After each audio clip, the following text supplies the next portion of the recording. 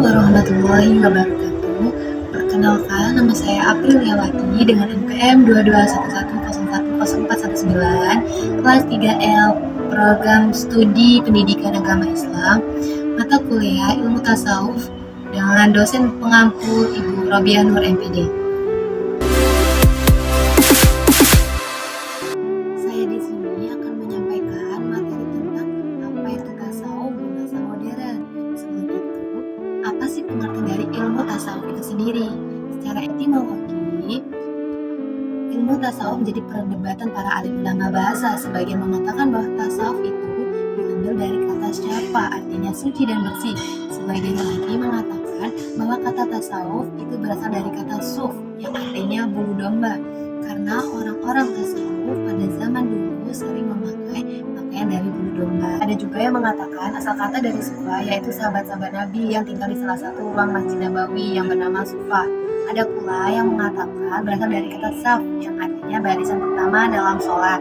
Karena sufi selalu memaksimalkan perbuatan kesempurnaan di setiap ibadah sholat.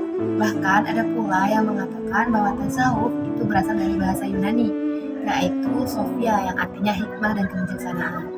Jadi maksud terdalam dari tasawuf adalah membersihkan hati atau mengurus hati tasania al-qulub sehingga bisa berganti dari pakaian yang penuh gebyar, kemewahan, pakaian sifat kebinatang hayawaniyah menjadi pakaian kesederhanaan, tawadu, penuh dengan rasa keilahian, sehingga akhirnya tasawuf berarti kesucian jiwa yang mendatangkan peningkatan amal baik.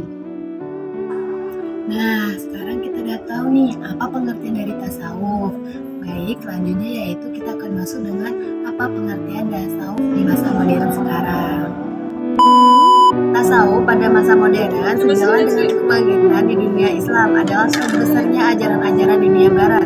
Di Perancis, tasawuf umum diterima secara luas di kalangan kaum intelektual melalui tulisan-tulisan seseorang matematikawan yang kemudian beralih metafisikan.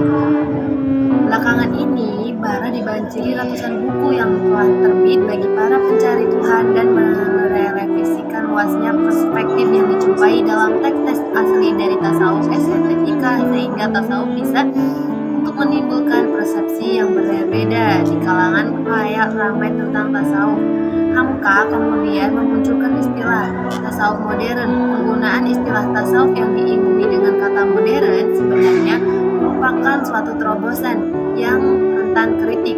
Keberadaan tasawuf dipahami Hamka adalah semata-mata berupaya memperbaiki perilaku dan diri manusia yang sesuai dengan karakter Islam yang seimbang. Untuk itulah manusia dalam proses berjalannya kepada Tuhan harus diawali dengan upaya terhindar dari penyakit jiwa, terbentuknya budi pekerti yang baik. Dewan Raharjo menarik kesimpulan bahwa dengan tasawuf modern, Hamka meletakkan tasawuf pada renyah dengan menegakkan kembali tujuan awal tasawuf, yakni guna membersihkan jiwa, mendidik dan memperluas perasaan, menghidupkan hati dalam menyembah Tuhan dan memperingati derajat budi pekerti. Nah, adapun implementasi tasawuf di era modern ini sangat dibutuhkan dengan mengikuti transformasi pemahaman tasawuf, bukan hanya maklumat dan akbal, tetapi memodifikasikan tasawuf sedemikian rupa sehingga menjadi dinamis dan terbuka, sehingga dapat dengan mudah dicermat oleh manusia modern dengan kecerdasan spiritual. Karena kecerdasan spiritual adalah jalan tol menuju tasawuf yang merupakan penjelajah dari spiritual untuk mendekatkan diri dengan Tuhan. Besar harapan dengan jurus-jurus tasawuf yang jitu dan terbuka di era modern dan akan mampu mengimbangi dan mengatasi berbagai problem modern. Allah telah mengutus di zaman modern Rasulnya yang terakhir Muhammad SAW dengan perlengkapannya, sistem yang terpadu dan yang paling sempurna, karena umatnya mendapat kehormatan sebagai wasiat atau moderator bagi pertandingan atau persaingan hidup di zaman modern. Tasawuf modern merupakan imbas dari perkembangan pemikiran modern yang mengembangkan dimensi logika rasional sehingga berdampak serius terhadap karakteristik dari tasawuf modern yang tentunya mau tidak mau tasawuf modern ini harus menyesuaikan dengan perkembangan masa dan waktu serta harus menyesuaikan dengan kondisi dan situasi suatu tempat di mana tasawuf modern ini timbul dan berkembang sehingga tidak terjadi kesenjangan antara pengalaman tasawuf